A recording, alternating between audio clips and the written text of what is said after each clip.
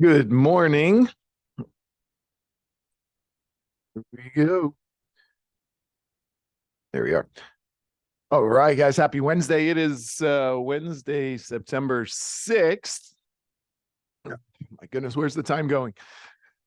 Today, our topic of discussion today is going to be on appraisals and pricing. So as the macro markets, micro markets, as they are continually shifting in all different directions and are continually fluid in all different directions, it's more imperative that we are very diligent with our pricing, that we have we really take the time to do the research that we need to do, to find the comps, to prepare the packages, to present to appraisals, to appraisers, to present to sellers, to tell them the truth, to help them understand where the value of their home should be in multiple different facets. Because just because we pick the price based on what everything else is sold for in a neighborhood does not mean that that's going to be the right price. And we hear this a lot. I don't know what's going on. I'm not getting any traction on my listing. The price is right. I mean, it's priced perfectly. It's priced right where it should be. We're just not getting traction. It's priced right where it should be. We're just not getting any showings or offers. It's priced right where it should be, and I'm not getting any phone calls. And I want to cover some things so we can just become very diligent about that, because we can be 100% right that it's priced perfectly based on the comps in the neighborhood, and that's where everything else has sold, but that's not where this property may sell. We can price it 100% correctly, but we do have to understand that there's really two prices that we need to determine for a property: the price that the comps determine and the price that a buyer is going to pay for it. And those aren't always the same number. And look at it this way, because it goes both ways. It goes up and it goes down. 2 years ago, 2021, absolutely insane market. You determined that based on the comps, the price should be X. But that's not the price it was going to sell for, because we were going to get buyers that came in and offered over asking price, $10,000, $15,000, $20,000 more. But it's priced perfectly. This is where it should be. Even if we priced it, hey, so why don't we just throw $10,000 on top of that? It's priced right in line with where the comps are. Throw a little bit more on top of that. That's still not the price it's going to sell for, because the buyer's going to be willing to pay $10,000, $20,000 over that. So really, the price that we determined is where the price that it probably should be comfortable with an appraisal, but then a buyer determined it's worth something different. And it was worth more than what that price was 2 years ago. Now it's a little different. The price that we determined could be the appraisal price, because it's priced right where all the comps be. That may not be the number that a buyer determines that the value is there. Or there's other factors in the market that a buyer needs to consider before they make that decision at your price, which is going to cause it to sit on market a little longer. Some other properties need to sell first before we sell at that price, or a buyer needs more time or their incentives to decide at that price. So that's why we're really looking for two prices right now when we're pricing properties, what it could possibly appraise for, but then really digging into the market to try to determine what will a buyer pay for it. And just because buyers paid that for that property, what are they actively doing in that market? What are they buying right now? What is going pending? What is going under contract? Where are they buying? Are they not buying in this neighborhood, but buying in that neighborhood? What would cause that? So we have to be diligent about pricing. So we're going to kind of touch on a bunch of things like that as we go through. I've got an appraisal that we're going to review. So we're going to see how adjustments are made to certain properties. I've got MLS pulled up. So we're going to look at the subject listing. We're going to look at the comparable listings that he compared it to, and see why he chose those and why he made those adjustments, to see if you would have done the same thing, and just get some open discussion going. If we have time, if anybody has a property that you would like to look at some pricing on, we can do that live on this class if we have some time, so we can run through some of that. But I just want to walk through how an appraiser looks at a property, how we look at a property, how to look at the appraisal and actually determine where they made certain comps.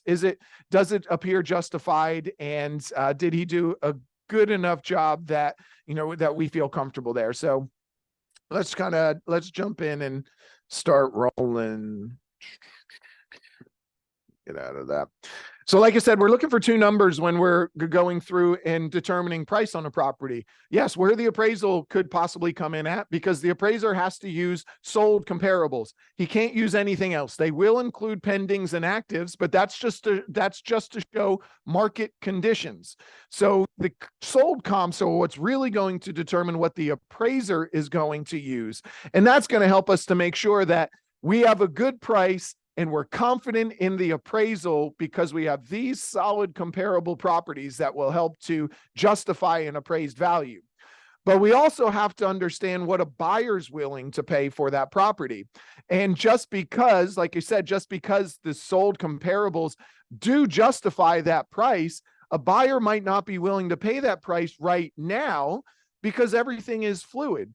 30 days ago, interest rates were 7.5. Now they're what, 7.25 or so, 7.14. So that could have some bearing on what the buyer would do. Insurance, there was a storm just 2 weeks ago, didn't directly hit us, or just last week, didn't directly hit us, but was 130 miles away and had some impact. That might determine that a buyer doesn't want to be in that neighborhood, and the prices may reflect on that. So we just have to make sure that we understand what's going on in the market and what buyers are doing. Also, I like to spread out. An appraiser will use properties within 1 mile, but I want to spread out to three miles, depending on the area, spread out to 1, 2, 3, 4 miles and start looking at everything else that's the same size and approximate value of my property. And I want to see what's going under contract. I want to see what a buyer is paying for a property like mine within 1, 2, 3, 4, 5 miles. Because that, in my opinion, a buyer reasonably would say, I really want to be in this neighborhood, but I'm willing to go probably 3 to 5 miles out from that. Because within 1, 2, and 3 miles, I'm going to be in the same school district probably. I'm going to be only 2 minutes further away from work or family or all of the locations that I'm looking for. So if he can get a property that's $10,000 cheaper, $20,000 cheaper, do you think a buyer would be willing to drive 2 to 3 more minutes, 1 to 3 more miles to make sure that he made a better financial decision? I do believe that's the case. So we have to take those things into consideration and say, our price is perfectly spot on based on the comps, but right over here, it looks like the buyers have found a better deal on a same home, a newer home, a different location, whereas it may not be 100% comparable. The $20,000 difference in price is causing that buyer to make a decision because it's Wimauma, not Riverview, or because it's Ruskin, not Apollo Beach, or because it's Treasure Island, not Largo. Whatever the case is, it's making them make a decision. So we have to be able to consider those things when we're looking at pricing. That's why there's two prices that we really need to get focused on. Then we've all had, here's the other thing about looking at two prices. We've all had a seller, maybe we all haven't, but I've seen it many times where a seller wants to get an appraisal before they go on market, and they get an appraisal and it tells us a number. And that appraisal is, let's make up a number, 500,000. And we're looking at that 500,000 and we're looking at all of the factors in the market and going, I don't see it. I understand it appraised for it, but it's definitely appraised at 500,000, but I just don't think the buyers are going to pay that. And we put it on the market at 500,000 and it doesn't sell. And the seller is so stuck on that $500,000 appraised mark because that's what an appraiser said it's worth. So we have to be strong and powerful enough to let a seller know an appraisal is one person's opinion of value. I like to tell stories, especially if somebody has an appraisal. I will tell them, so look, that appraisal is one person's opinion of value, 100%. He can be 100% correct. But let me show you what's happened before. We've had somebody who was buying a property. It was contracted at $350,000. The appraisal came in at $320,000. What happened? Well, the appraiser wasn't from the area, didn't fully understand school zones, property lines, things like that, compared it to some properties that were not as desirable, and it appraised $30,000 less. So we went and we got a second appraisal. We switched lenders and got a second appraisal. The second appraisal came in at $300,000, $50,000 under. So these are two professionals who do this for a living, and they were off by $20,000 on a $350,000 home. One said it was 320, the other said it was 300. That's a pretty significant difference between two professionals who are looking at the same property with the same available comparable properties. So an appraisal is one person's opinion. So, and I told him what we ultimately did is that buyer determined that they would pay $10,000 more than the most recent or the last appraisal of 320, and we could buy it at 330. So we ended up closing like that. But we've all had that happen. An appraisal comes in and we go get a second appraisal or switch lenders or do something of the sorts, and it comes in higher. It comes in lower. It comes in different. When the appraiser does not have a price that they have to hit, when they don't have a target that they're searching for, it broadens the window. It gives them a little more flexibility and leeway. But when they have a target price they have to hit, now they're working towards that price. Right? They already know that a buyer determined that it was valuable for them at that price, so they start working towards that price. Their job is not to blow up deals. Their job is to make deals work. So when there is no target, same thing like we tell you, when you don't have a goal, when you don't have a focus, sometimes it gets scattered. So an appraiser, when he has a focus of a number, he can get to that number. But if he doesn't and it's spread out, he is purely open to his full opinion of that property. And they're not always right. We've all seen that happen. We've seen the listing, price $20,000 below appraised value, because the appraised value is not the same as what a buyer's determination of value is. So we're always looking for those two numbers. We have to be very cognizant of that when we're doing pricing. Told my buyer they should offer $5K more than asking and appraise for $10K. More than offered in contract, $10K at equity. Yep, it happens. It happens all the time. So what a buyer determines is valuable is not always what an appraiser determines is valuable. And sometimes it's vice versa. And a buyer might not be willing to pay the appraised price. Sometimes they're willing to pay more. One of the examples I'll show you today, a buyer was willing to pay more. I said buyer pricing is really about trying to find what the buyer is willing to pay the day they decide to buy, and then determining if the market will support that in an appraisal. A lender appraisal is also very different. Well, that's true and not true, John. The lender appraisal and a private appraisal are going to go by the same standards. Like they have the same guidelines. They have to meet the same guidelines. But like I said, but when the private appraiser who's not doing it for a lender, he doesn't have a specific number he's trying to hit. So it's just a lot more open to what he can pull and what he can look at. It's the same thing. If you walk in somewhere knowing you only have $50 to spend and you're only going to spend, I'm only going to spend 50, I'm only going to spend 50, you're only going to look for things that are in that $50 range. But if you go in with, well, I don't know, I'm just going to find something that works, you could end up spending more or less. So when you have a focus, it always keeps you driving down that track. It's a crapshoot as to what an appraiser you get and in the mood they're in. That is true. We've all had appraisers that were in a mood. So what are they really looking for? So in a perfect world scenario, the appraiser is going to find a perfect spitting image of your property right next door to it. That's literally the next door neighbor, the same builder, same home, same floor plan, same level of upgrade, same level of everything, same lot size. Everything is the same. That's perfect world scenario. But that doesn't always happen. It's a little easier in some of the neighborhoods that are in the South Shore area, Riverview area, Tampa, or some of the Brandon areas, just because they're builders. So they're tract builders building the same floor plans. You get the 1,300 to 1,500 to 1,700 or the 2,200 square foot model, pick one. And they're all over. So it does make it easier for them. In some of the other areas where you have 1950s, 60s, and 70s home, and then 2 streets over, you got the 1990s and 2000s homes. And then 2 more streets over, you got the teardowns building $1 million homes. Sometimes it gets a little more difficult. So the general rule that they're looking for is they don't really want to go any more than a mile.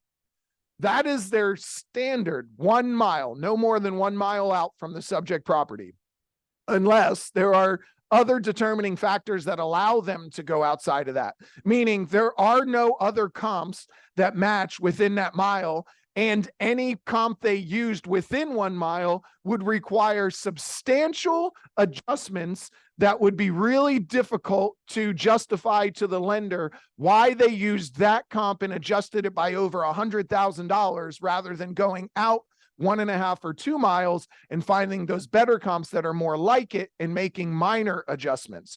So that's where they look for that 1 mile radius. Now, if there's homes within a 1/4 mile that are perfect comps for them, guess what? They're using them. They're definitely going to use the comps that are right on the same street before they go out 1 mile and pull those other comps. They're going to use them. Now, what would make them use a further out comp than the comp right on the street?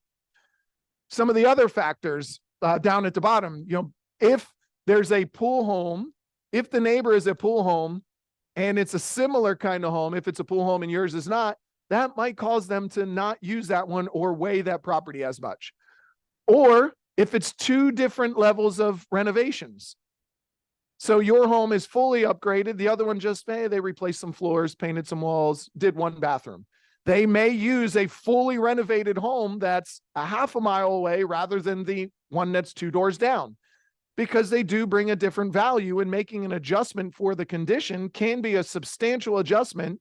And it makes more sense to go 3 or 4 streets over than to go 3 or 4 houses down the road, because it is more like the subject property. So those are some things that they do. It's also best to compare 1-story homes to 1-story homes and 2-story homes to 2-story homes. Why? Well, because a 2-story home, a 1-story home that's 2,500 square foot has a larger footprint, a larger concrete slab foundation, which requires a larger lot. And then it requires more block on the outside of that concrete slab. And then a 2,500 square foot 2-story home, you can take a lot that's 10 or 20 foot smaller. You have a much smaller concrete slab that needs to be poured, half the size, half the amount of concrete block on the outside.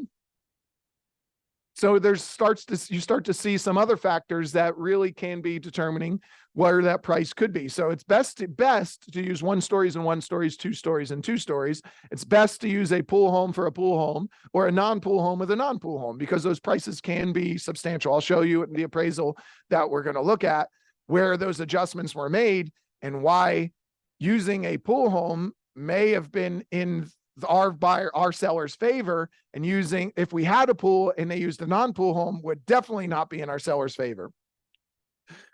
Also looking at plus or minus 20% square footage.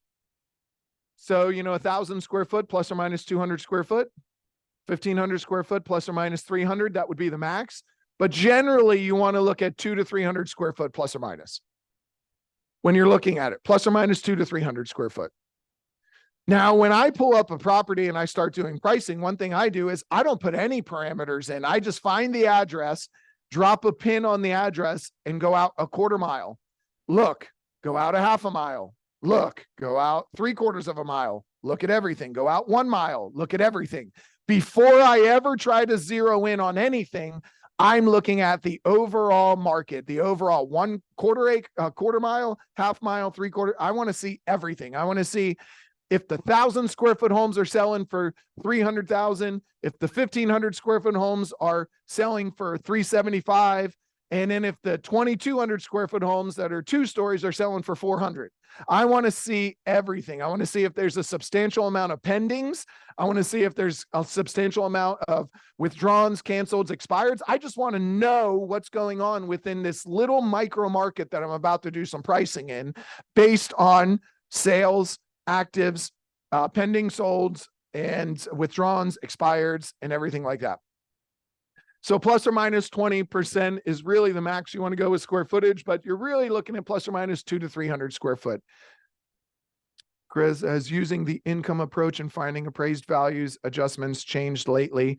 So Matt, it depends. So using the income approach, generally what they're looking at, I'll show when we get to the appraisal, I'll show you they're not looking at the income approach for most properties. you would have to be getting a loan that was for an income producing property for that really to become more of a factor. But for your residential properties, you're really not seeing that. And that's where, if you're selling, not to get off track a little, if you're selling an income producing property and you're pricing it based on the income, not the actual structure and value of the building, that's when you have to be cognizant of what type of buyer you're getting. If you get a buyer that's coming in to buy it for the value of the building because they want to live in it and they're not going to use it as income, your price might not be substantiated if they're getting a loan based on that. But if you're getting a loan that's more based on the income, then yes, that might be a better approach because you can substantiate that. It's going to be different, but most of the time they're looking at the cost comparison approach rather than the income approach. Plus or minus 20% square foot, similar age. So you're not going to have a 1950s and 1960s home compared to a 2000s home. You're not going to see it. You probably won't even see it for a 1990s home. Probably won't even see it for a 1980s home. You're going to see those, 40s, 50s, 60s homes. They're going to have some cutoff points where they start looking at it and say, okay, a 1980s home, they'll probably use the 80s and 90s. 1950s and 60s, they'll probably use 50s, 60s, maybe 70s. 2000s, they're going to use 2000s. The only time this changes is if you have a substantial renovation on this property. Top to bottom, literally like every single thing in this property has been renovated and it is just like a brand new home, and you have everything to substantiate everything that's been renovated. You can show them the receipts, you can show them the certifications, you got every single permit, and you can put it right in front of them and say, this home, literally everything has been done to this home. They've ripped everything out and put everything in new. That's the only time you might get a newer home comparison, when you have an older home. So these are the things that you should be looking at when you're pricing. Say, like I said, I start off small, no parameters, no square foot, no bedrooms, no bathrooms, no nothing. I want to see what is going on within this quarter mile, half mile, 3/4 a mile. I want to see what's happening. That helps me to, my job is to tell a story as to why the price should be here and why the buyers might determine that that's a valuable price, or why they might not determine that based on what they're doing within that half mile, 3/4 mile, 1 mile, and then spread out a little bit further once I get into that price. I'm going to determine that price, and then I'm going to try to justify it from a buyer standpoint based on what's going on around it. Would love to see you walk through the process for an investor perspective. Cool. We can do that if we have some time today. Otherwise, we'll do it on another day.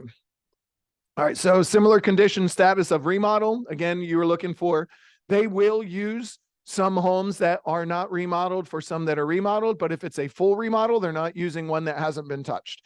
They may use a full remodel and they'll do one that has some renovations, but you'll see what I'll show you, the condition or the quality of the Q or the C rating is going to adjust. And those adjustments can end up being a substantial adjustment. And anytime an appraiser has to add a substantial adjustment to an appraisal, he has to be able to justify it. And if it's too great, then the lender, sometimes the underwriters kick it back. The appraiser is held to a standard for his management, his boss, and then it goes to the underwriter, and that underwriter reviews the appraisal to make sure that it meets their standards as well. So they're going to look at all of those things when they do that. All right, let's go jump down here. Here's just some general numbers that, we like that I've seen what we can do, some generalities from an appraisal. Now, these some of them shift and change a little bit depending on the market, depending on the area, but these are some generalities that we're seeing across the board. I've seen most of these in Tampa in 50s and 60s homes, in Apollo Beach and Riverview for 2000s homes, in St. Pete for older homes as well. I've seen them all across the board. So one thing that we see, garages. If you have a garage and a carport, there's going to be an adjustment for that. So we've seen, I'll show you the appraisal reports that we have. We'll walk through those. There's a garage. We have a 1-car garage. They have a carport. They make a $6,000 or $8,000 adjustment. We have a garage. They don't have a garage, $8,000 adjustment. We have a 1-car garage. They have no garage, $8,000 adjustment. So generally for a garage, a 1-car garage, you're looking at between $6,000 and $10,000. But it also depends on what the the comparable property has. If the comparable property has a carport, that might be a $2,000 value for the carport. And we have a garage, that's an $8,000 value for the garage, which means we only get 6 because that one had a carport, 8,000 minus the 2 that the comparable property has. So garages, if you have a 2-car garage, $10,000 or $12,000 if the other one doesn't have one.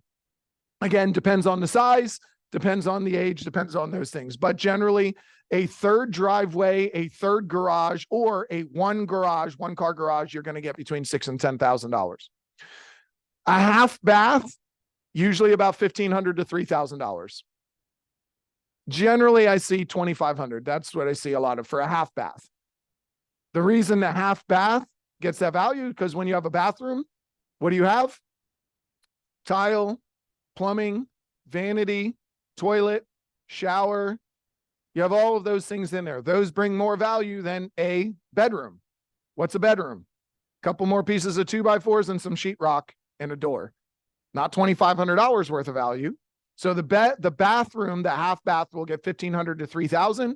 A bedroom, usually what we see, I'm not seeing, and we'll show you, you don't see adjustments for bedrooms most of the time, unless it's the same exact style home and there's a substantial amount more rooms. Sometimes they'll make an adjustment. Usually they're making the adjustment for the square foot of the home, not the bedrooms. And I'll show you the reports that show that, where you'll see a 4-bedroom and a 3-bedroom. There's no value given to the bedroom. They adjusted based on the square footage because they're not going to double dip. I can't give you value because you have more square footage and then give you value for an extra bedroom, because the extra square footage is the bedroom. I can't give you value for the bedroom and the square footage because there's no real additional tangible value in the bedroom itself. The tangible value is in the extra size of the home. That's in the extra block, the extra flooring, the extra paint, baseboards, doors, all that. There's a tangible value in the square footage, not necessarily having the extra room. So a full bath, a lot of times $4 to $6 grand, $5 or $6 grand. Again, full bath, because again, you get the shower as opposed to just having the toilet and the vanity. Now you get a shower, you get a tub. And depending on if it has a shower, a tub, a soaker tub, stand-up shower, and a tub combination, sometimes that number will be different between $4,000 and $6,000. Pools. Oh, geez, these are crazy. How much does it cost to put a pool in right now? If you were going to put a pool in and get an estimate, what do you think the estimates for pools are right now? Somebody chat in, tell me what you think it would cost someone to put a pool in right now. Throw me a number. How much does it cost to put a pool in right now? Oh, everybody likes them. Minimum 80, 50, 100, 50, 60, 50 to 75, 70, 100, 110, 45 to 75, 100, 100, 150, 75. 20% of the value of the home. I don't know where you got that from. 80K minimum, 60K. All right.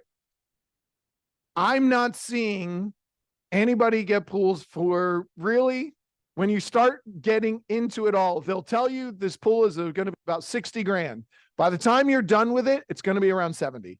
You're really looking at $80,000 is what you're looking at to get a pool that has the pool, a good size pool, a good size patio with a screened enclosure with all the things they bring along with it, and maybe even adding a heater.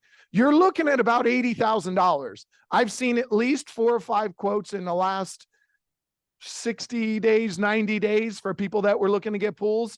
The minimum was 75, and they were generally 80 to $110,000. So you're really not getting away for less than 80 grand. But what's an appraiser going to give you for the value of a pool? Now that's a substantial difference in what so I put a pool in probably like 6 years ago in a different home, and it cost me 42 grand, and I got extended pavers. I got all kinds of cool stuff with the thing, great size, and it only cost me 40 grand. But when I had an appraisal done for a sale of that property, they only gave me 15 for it. So let's get some chats really quick. Just got a quote for a very basic pool, no size, no screen for 70K. Exactly. You're going to pay 10K more for the screen, 80K for a hole in the ground, no spa, sun shelves, benches, water features. Yep. Appraiser only gives you 25 to 50, depending on the neighborhood and size, quality of the pool. Pre-COVID quote was 55, usually 40 to 50% of pool value. So really what you're looking at, if you have a pool with no screen enclosure around it, you're probably between $12 and $15,000 realistically, but I've seen up to 20, but realistically the screen enclosure is at least 10 grand. So you're going to get maybe 12 to 15 grand for a pool with no screen. I don't care how much you paid for it. You're only probably going to get 12 to 15 grand for that pool. Now, if there are other homes around the area that have pools and they can substantiate more, you might get a little more, but I wouldn't see more than 20 for a pool that has no screen enclosure and no other features. I adjust 25 to 30K for a pool versus no pool when I do comps. Well, we'll talk about that. A pool with a screen, probably 20 to 25K. That's probably about it. You're probably not getting more than 20 to 25K, especially if it's an older home. It might even be a little less. A pool that's got no work done to it, not resurfaced, no pavers, no nothing. It might be less, but 20 to 25K. Pool, spa, and screen enclosure, probably going to get 25 to 30. Pool, spa, screen enclosure, outdoor kitchen, extra stuff, 30 to 40K. The most I've seen given on a pool is like 45. And it was a pretty Mac Daddy outdoor area. It was a pool, it was a spa, it was heated, had all kinds of crazy stuff, outdoor kitchen, all this great, cool stuff on it. And when they gave 45K, plus it was brand new, just put in the year before. If it was older, it wouldn't have got that. So, I mean, the most you're going to get for just a normal run of the mill, decent pool, is probably 20 to 25K.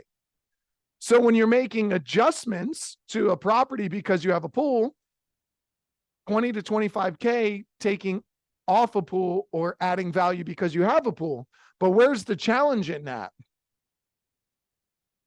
Is a buyer determining that a pool is worth more than 20 to 25K on a property? Yes or no? Please chat.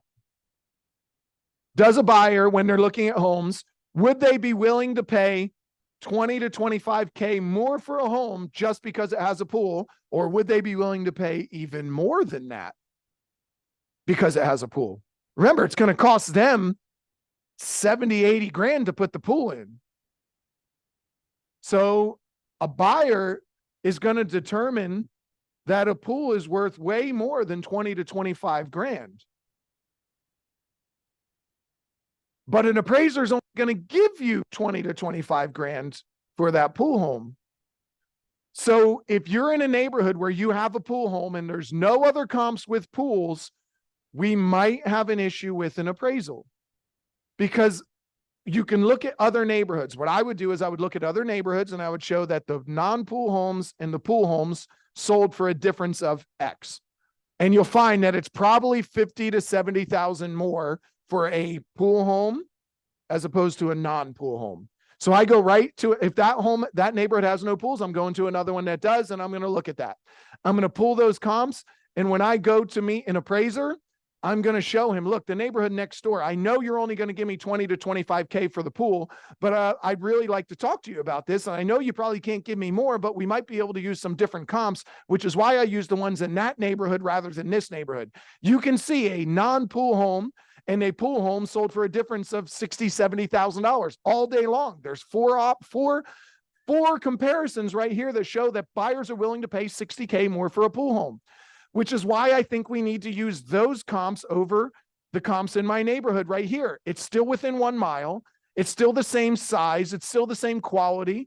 It's still the same type of neighborhood. The neighborhood isn't better or worse.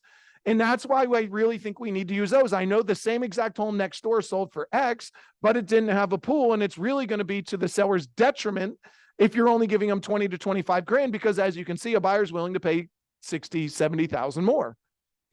So you have some challenges that you're coming up against if you're only using pool homes or non-pool homes. So we have to be aware of that. And this is why we have to substantiate the value to an appraiser and provide as much information as we can. So let's talk about the view. How much does a view get? Like if you're just a regular home compared to a pond view home, or a regular home compared to conservation, how much is that going to get you? It depends. But a seller Well, I paid $30,000 premium for this lot. It's got to be worth at least that. Probably not. Maybe $5,000 to $15,000, $5,000 to $17,000. Depends on what other homes are selling for. He's going to look at other homes that have sold and determine how much more they sold for and attach a value to that.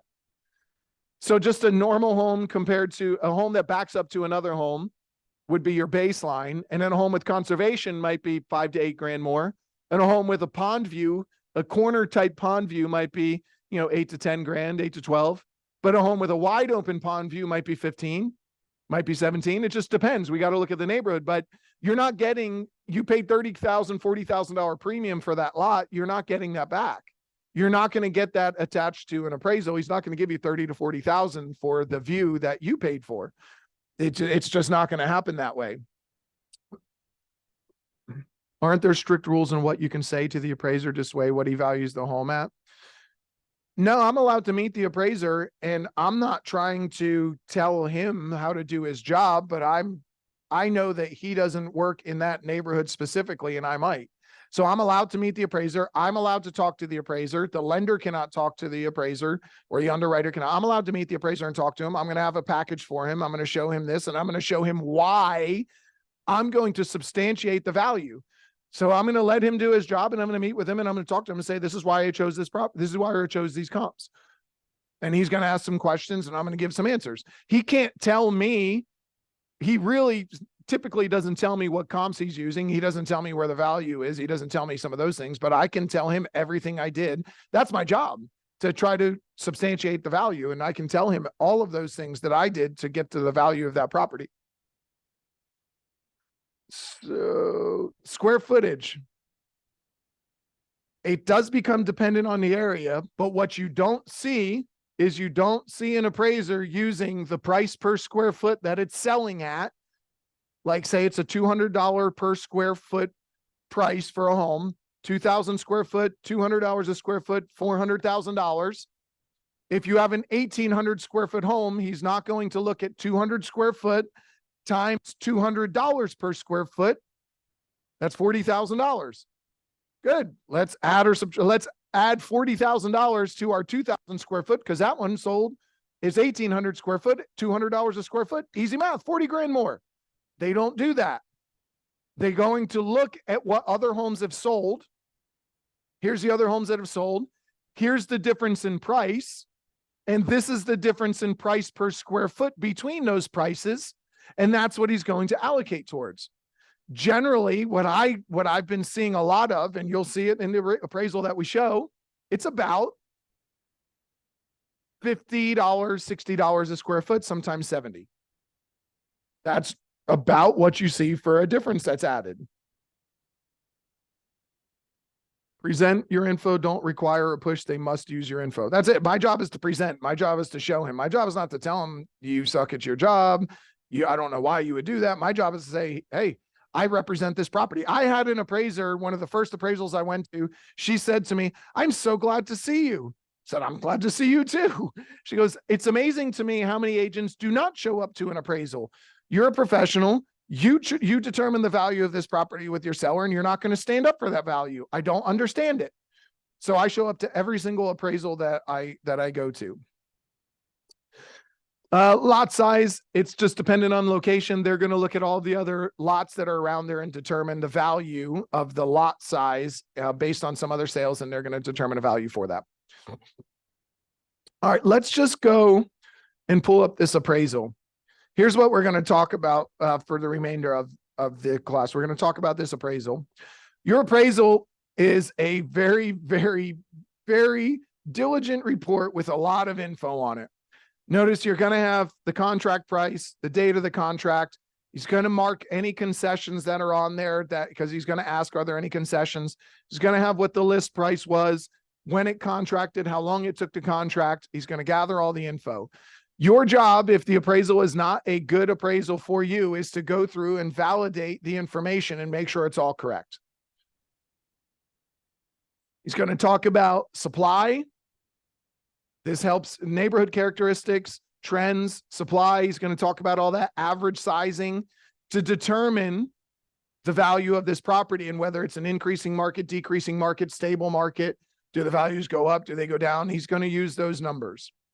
He's going to have your square footage of your lot, other information about flood zones, other information about the property, what it has. Again, this is for you to determine, make sure he had the right info. We'll talk about this a little in the next page. Are there any physical deficiencies or adverse conditions that affect the livability, soundness, or structural integrity? This one says yes. So this will be marked subject to on one of the next couple pages. But let's just look at comps. We have a property at 4708 West Paxton. Now this one is closing like tomorrow, so we can discuss this. Everything is cleared and good. This is our property on West Paxton. $395,000 list price, contracted at $410,500.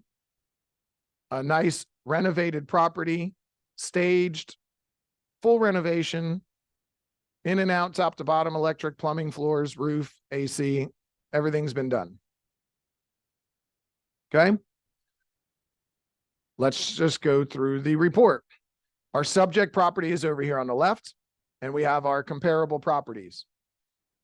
First, let's go look at where the comparables are. There's a map down here that shows where all of the comparables are. These are the comparables that he used. All within 1 mile. The 1 mile mark is right about here. All within 1 mile. All right. There's plenty of comps. If we look at this at the MLS map, there's plenty of comps in this area. Now, this being a main road, the toll road, I'm going to say none of the comps probably will be north of the expressway. This is a barrier, and he's going to say that barrier could be reflective of a price difference. Some people may want to be south of that, some people north. This could be a barrier for school zones. It could be a major barrier for some buyers. So he's going to try to not go over any of those major barriers. So all of the comps are right here in this area. There's plenty of them, so we're not going to be going more than a mile out to get comps. There is more than enough that's here. So let's go back up to the values and see what they did. Comparable number 1, 4613 West Paxton, sold for $400,000. It was an arm's length cash transaction. And here's where he starts making any adjustments. No adjustments for anything else. Let's look at that property, 4613 West Paxton. It's only about 6 houses down. Renovated home. Looks like it's going to be the same condition. Same street, 6 houses down. This is why this is comparable number 1, because it's going to be very much like our subject property. Now let's go down here. We have total rooms 6, total bedrooms 3, bathrooms 2, no adjustments because it's exactly the same. Our gross living area is 1111. This gross living area was 1,248 square foot. That's how much? That's 130 square foot. 130 square foot. What did I say? Usually about $50 per square foot. 130 square foot. What's $50 per square foot? $6,500. How much did he adjust? $6,900. So in this area, that's $50. Now it's not every area, but in your average homes that are like this, you're going to see about that. So he adjusted $6,900. And because the subject was better, the comp was better, he subtracted. Comp better subtract, subject better add. Now we come down here to your garage. We have 1 garage door, 2 car driveway. This is a 1-car driveway. So 1 garage door, 2 car driveway, 1 car driveway for the comparable. Because the subject is better, we're going to add $8,000. So the total adjustment is $1,100, makes for a comp value of $401,100. Next one, 5714 South Manhattan, $395. Arm's length conventional loan, notice there was a $3,000 credit towards closing costs, and it automatically comes off the value. This appraiser says if there was a credit-backed buyer, that wasn't directly related to the value of the home. Even though it appraised for $395, I'm taking that credit off because it wasn't directly related to the tangible value of the home. It was a credit back. So no, the home was worth $3,000 less, in my opinion. That's what he's saying. So he took the $3,000 credit off and said the comp was better. So we'll subtract. Then we have location. We have a normal residential neighborhood. So he's got here residential backs up to another home. That's what this is. And residential backs up to another residence. This one backs up to a busy road. So the subject is better, and he's going to say, you back up to Mr. Comp, back up to a busy road. Me, Mr. Subject, backs up to another home. There's more value backing up to a home than there is backing up on a busy road. And the value is $5,000. Notice, if you were in a new construction neighborhood paying a premium for a lot, you might be paying a $10,000 premium for a lot that doesn't back up to a road, but you're only going to get $5,000 in this instance. Square footage, we have 1111 square footage. This one's 1,062. That's only 50 square foot. Notice there is no adjustment for 50 square foot. Usually what you'll see is within 100 square foot, anything less than 100 square foot, you usually will not see an adjustment. Generally don't see it. It's close enough that a $2,500 adjustment isn't going to make a big deal here. So then we have a carport and a one-car driveway. We have a garage. Remember, the full garage was $8,000. We have a carport and a one-car driveway. He's saying it's worth half because they've got something, just not as good as us. So the subject is better. Let's add $4,000. Total adjustment, $6,000. Now here's where this one starts to make some other adjustments. $449,000, 4413 West Wallace Avenue, $449,000 sale price. Arm's length VA transaction with no credits. Contracted on 4/23, sold and closed on 5/23. Notice the site. We have 1,400 square foot more on our lot. He adjusted $1,000. Very small adjustment for an additional 1,400 square foot lot, but he said there's more value because yours is larger. But in a 600 square foot difference, he made no adjustment. Condition. Here's your condition ratings. Condition C1, 2, 3, 4, 5, and 6. Condition is C1 is perfect. Needs nothing. Basically brand new. Never been lived in. You can eat off the floors. C2, still brand new, but slightly lived in, has no deferred maintenance whatsoever. Everything is perfect and beautiful. C3 is slightly lived in, no deferred maintenance, but it definitely, now you're looking at, okay, you're probably going to have to start budgeting for it.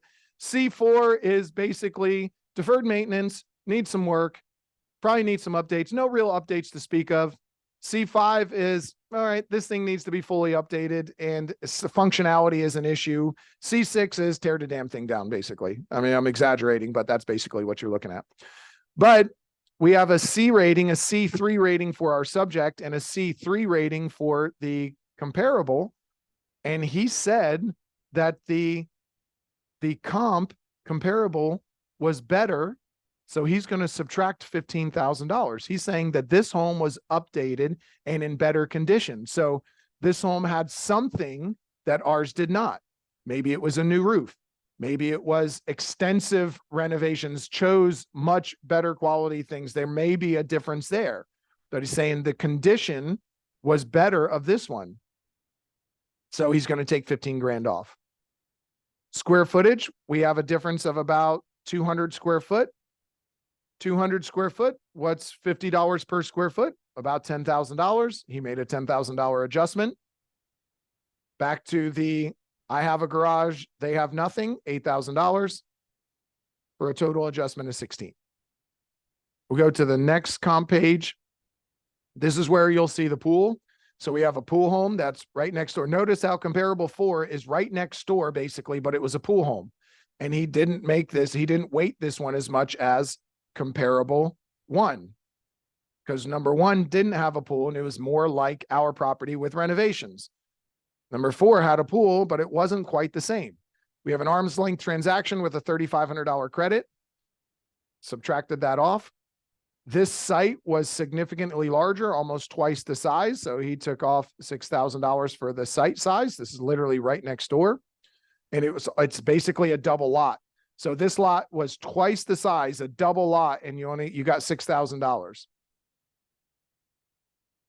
Condition. We're a C3. Remember, C3 is C1 is the best. C6 is not the worst. This one condition was worse. We have renovations, no deferred maintenance, good condition. Overall, everything's very good. Not pristine and absolutely perfect, but very good. C4, deferred maintenance, needs to be addressed, needs some renovations.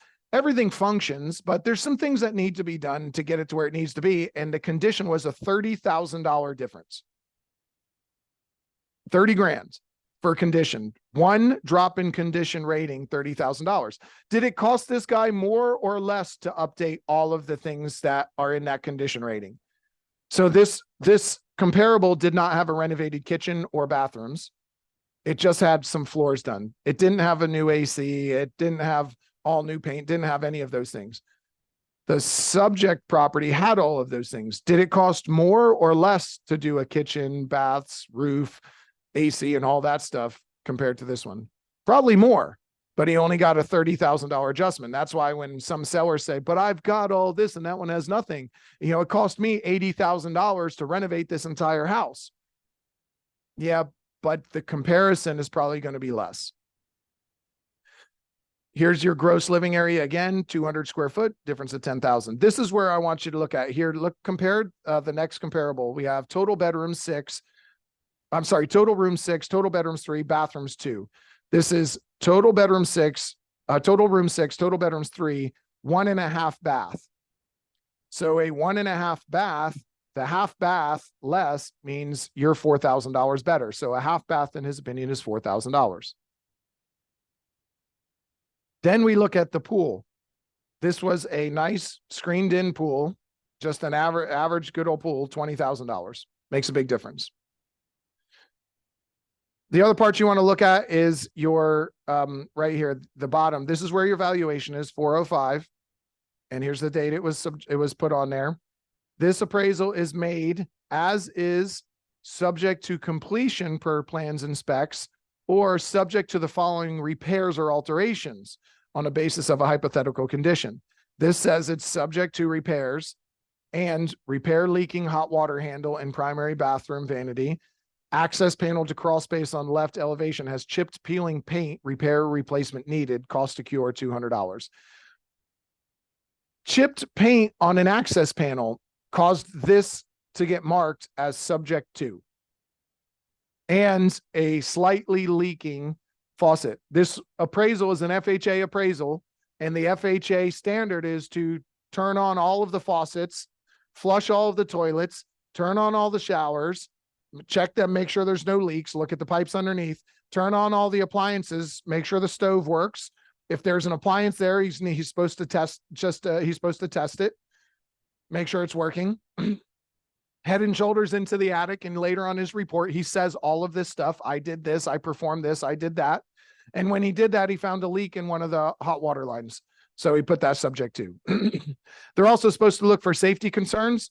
We had a property where the neighbor's fence was leaning into our property, and the appraiser marked that as subject to be needing repair. It's not our fence, but we had to dig and put a 4x4 post in our yard to make sure that that fence was standing up straight. Oh goodness, we're almost at 9:26. But that's no, there's also, they use sold comparables, they use pending comparables, and they use active listings. The active listings are to show trends in the market, so are the pendings. but they use the comparables and then they weight them and say which one is more like my subject property and which one is least like it, and which one are we using to determine value. All right, we're almost at 9:30, so I'm going to wrap up there. If you have any questions about any of this or need any help, please feel free to reach out to any of us. We're thoroughly happy to sit down and go through a listing with you and help you look at the valuations and look at where the property should be listed at, help you with your appraisal packages, creating a package. Actually, real quickly, since there's just a few seconds, I'm going to go to, you should always prepare an appraisal package. The appraisal package should be your broker synopsis, of all of your comps, active, pendings, and sold. Give them one. I would also email the package to them. The minute you get the request to do the appraisal, send them the package in an email. The reason why, they do research before they go out sometimes. And you don't want him to do all of his research and then you meet him at the house and all of his research is not what you used. Do you think he's willing to go back and do everything all over again if he felt confident in what he used? Probably not. So I would send him the package right away in an email, send him all of the comps, send him a features and benefits sheet, show him everything that the home has that adds value. I don't care if your seller did it or not. Every feature and benefit you should have. Then have a separate list of everything done in the last 5 years, because that's going to stand out to them. So here's everything the home has, everything that's been done to it that I know of, regardless of time. And then here's all the features and benefits that I would use.